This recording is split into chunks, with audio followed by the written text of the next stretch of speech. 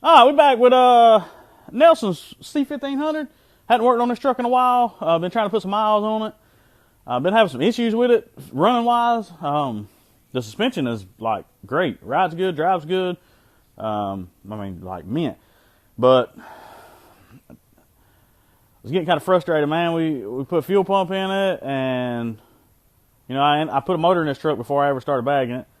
And when it comes time to start driving it, at first it was running good, and then it went to running worse and worse. And I've changed some temp sensors and just a bunch of little odd and end crap with it, and trying to get it to run right, because he wants to be able to pick this truck up and drive it 2 hours home, and drive it when he gets home, and he don't want to have to work on it. So I told him that I was going to keep pounding on it and try to figure out what was going on with it.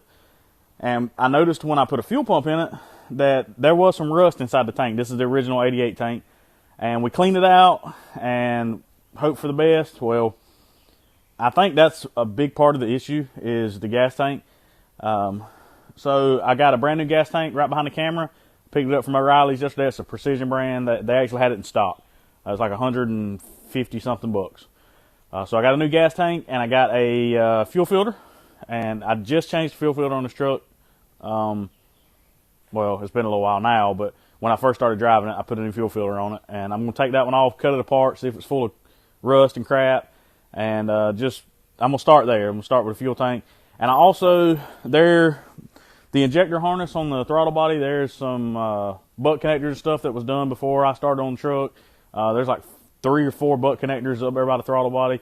And I don't know if maybe something there is shorting out. So when we went to the junkyard a couple weeks ago, I cut one of those harnesses off a truck. That way I would have wires from the plugs all the way outside the throttle body before they're connected to the factory harness. That eliminates that issue. That could be an issue, and should make it look a lot better. So I'm going to start with those 2 things, and I think that was it. And I'm probably going to just do a nut and bolt check again while it's on the lift. Make sure everything's good. And then I want to go drive it around some, because this truck will idle all day long. Just idle, pretty as you ever seen.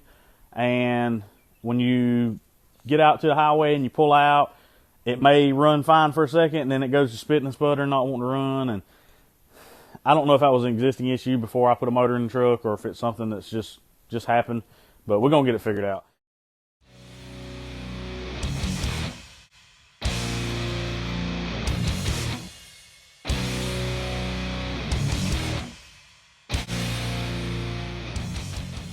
So I was going to pour this out and show y'all what was in it, and I dropped it when I got off truck, but I still got some of the junk out. And that was in this brand new fuel filter. So I'm going to say that the gas tank is probably most definitely the issue, because it has got rusty, nasty freaking sludge. And that thing's probably got 200 miles on it. That's terrible. And I got it loose and immediately dropped it, and then leaked some. But yeah, nasty. So we're finna get this gas tank out of here and get this new one put in and see if that fixes our issue.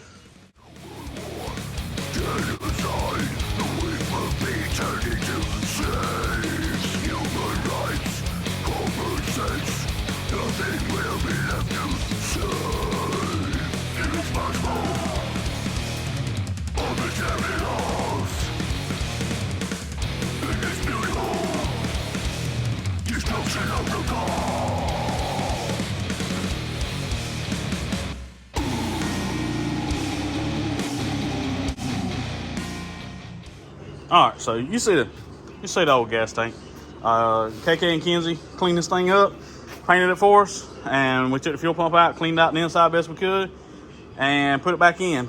And this truck was running, driving, like 4 or 5 years ago.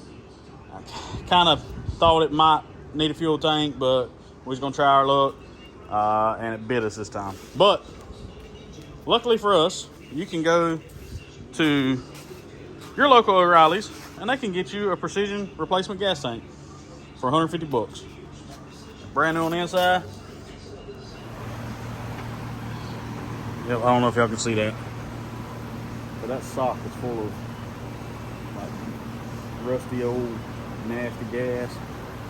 I just put the fuel pump in there, but I think I'm gonna run to O'Reilly's and see if I can get them to exchange it out for me, get another one, and put it in there so we don't have any further issues with it.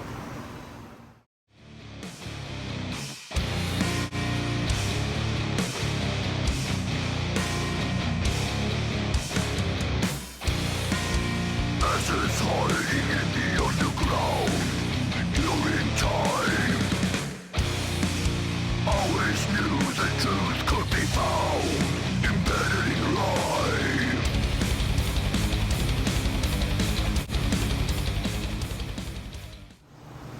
Well, gonna put it back together, and notice the cap was a little rough, so I pulled it off, and the only thing that dude's ever had no grease in it. So we're gonna change the universal joint too. All right, so we got new gas tank in, changed this rear universal joint, got us a nice $44 Spicer one in there. Front one looked good, so we didn't mess with it. Had to go see my buddy Dylan Bass, let him melt the plastic out there because I ain't got no gas in my torch. And my buddy Frank was on a fishing trip, so Dylan got it took care of. Hook these lines up and put a fuel filter in it, clean the lines out, see if we got it fixed. I believe we did. All right, this thing was also missing the bottom half of the fan shroud. We got one of those and stuck it on. I drove this thing to the school a couple times to get my kid and let it sit there idle for 15-20 minutes and try to get up around 215, 220, so that should help with that issue. Got a gas tank in, we're finna pour some gas in it, see if we got it fixed this time. And then we're gonna let it down and tighten all these wheels again for the 50th time. See if we can keep them tight. I don't know what's going on with that, but we got a tool to go in there, tighten it, and we'll get them tight as we can possibly get them, and then drive it, and they loose again. So, oh well. All right, so we also replaced this harness here. Brought it down, connected to the factory harness way down here. This thing had a bunch of butt connectors and junk just crammed in here. And then when you put the air cleaner on, I mean, you can tell there's wires showing everywhere. Shorting out, rubbing. I don't know if any of that was a problem, but I know you can move these around, and if they did touch metal, it would about shut the truck off, or would shut the truck off if you held it long enough. So I should have replaced this when I first put the motor in the truck, but I didn't have a harness. I went to the junkyard the other day and cut one out of like an 88 Suburban, put it in here, and I think we got it fixed. We're fixing to go drive and find out. Woohoo! It will actually accelerate now. Can't tell because speed armor don't work, but it's getting faster. And by the way, I have grown to hate spoke wheels because I can't keep these dudes tight for nothing. We just put body weight on them, put a floor jack under the tool, put a big pipe on it, body weight, and got them tight as we can, backed up, front right, front left one that's still making noise when you back up. They don't do it going forward, but when you back up, it making creaky noises, and I don't like that, but I don't know. So that's just different for me, I reckon. All right, so this is the fuel line that went from the fuel pump to the fuel filter, Nelson's truck. And if you remember, you've been watching for a while, the right at the back of the cab in the front of the bed, there's a bunch of rust on the frame, and as you can see right there, I just sprayed some penetrating oil in there. Oh well, blow your rag out. Let me cap this in. I don't think this is gonna work like I wanted it to.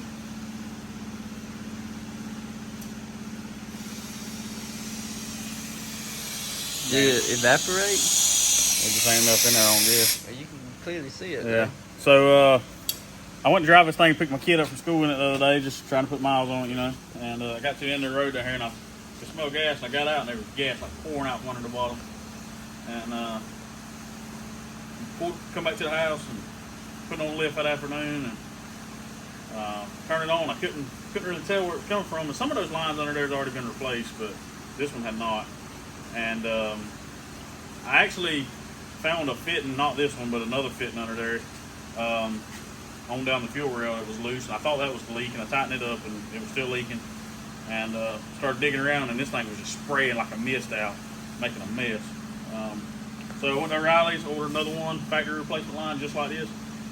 That dude was $125 for that. Mm. But it ought to be good for another 30 years or so. Hopefully longer than that, but that one should outlive the truck.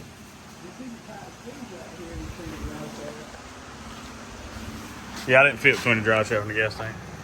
But Chandler, you fit right on up in there. Yeah. All right, let's try it. This goofy kid. Goofy. All right, y'all. Today is the day. Nelson's been trying to get up here for like, I don't know, 3 weeks, 4 weeks. His truck's been ready.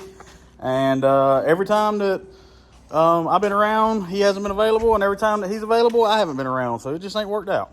Well, I don't know if a lot of y'all know this or not, but I log for a living. I cut wood for a living. And in South Georgia, for the last 2 weeks, it has rained every day. Pretty much every day. Everywhere we was working, underwater. So I got off a little early today. Today's Thursday. Got the truck ready to go. I actually haven't drove it in like 3 weeks. Maybe longer than that. Went to the gas station a minute ago, put some gas in it. Everything, it runs great now, phenomenal. This wheel still is making noise, and I cannot get it tight. I just put the tool on it and try to get it tight, and it's tight. I mean, but it's still squeaking, and I don't really know what to do about it. But I'm gonna give it back to Nelson, and maybe he can figure out what's going on with it. But I just drove it like 10 miles round trip. I mean, it don't shake, it don't shimmy, it don't do anything. It just, when you barely move it, it squeaks, and I don't like it. But so I'm fixing to put this thing on the trailer. I told him that he's actually leaving tomorrow to go to Scraping the Coast in Biloxi, Mississippi with his family. And he said, I'll come down there Thursday. I said, well, it's supposed to rain all day Thursday. So I said, I'll tell you what, if I get off work early, I'll load it up and bring it to you. Just cover my diesel. And he agreed. So I'm fixing to load it up and get it on the trailer. Already got the trailer hooked up to the dually. Got my gimbal and my stand so that I can film it when we get there. And finally gonna get a payoff on this thing, give this thing back to him. So y'all follow along. If I ain't already lost you already in this video.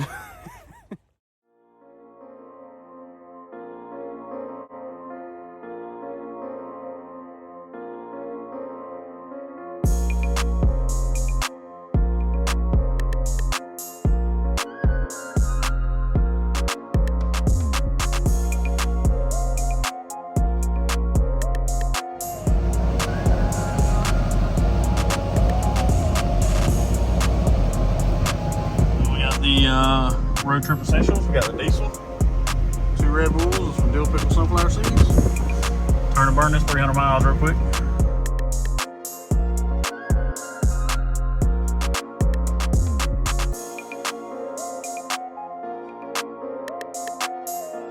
You know, the great thing about meeting the President of the United States is all the food. And number one, since I wasn't hungry, but I was thirsty. And number two, since it was free, must have had me 15 of them Dr. Peppers. And I gotta pay.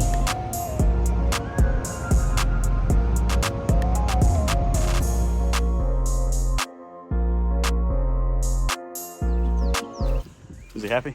Definitely. Yeah, a little bit. Sure the neighbors are loving it too. Oh yeah, especially the ones across the street.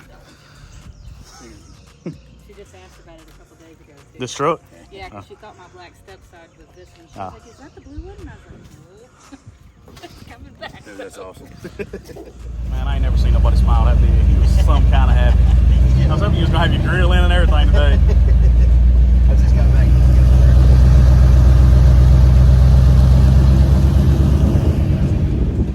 For the bottoms. I remember, man, when that was like super big when I was like in high school. Right. Nelly had a song and everything. But first drive, that's it. Let's see how he likes it. All right, first time, let's see it. That's it.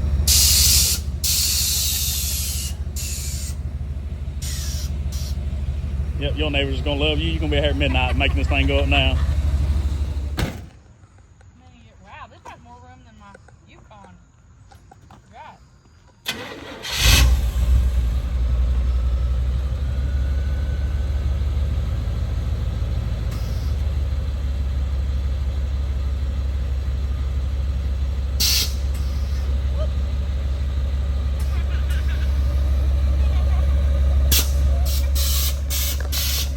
There you go.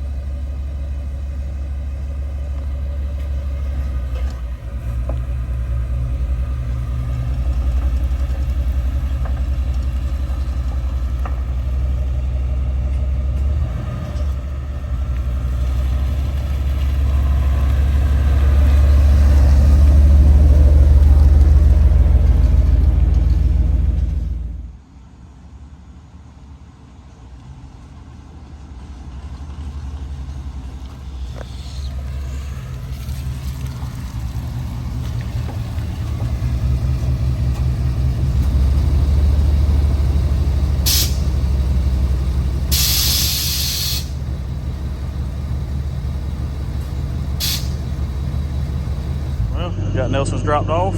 Stopped and got some Chick-fil-A, tank of diesel. Stopped off down here in Waynesboro and Waynesboro's where Rance lives.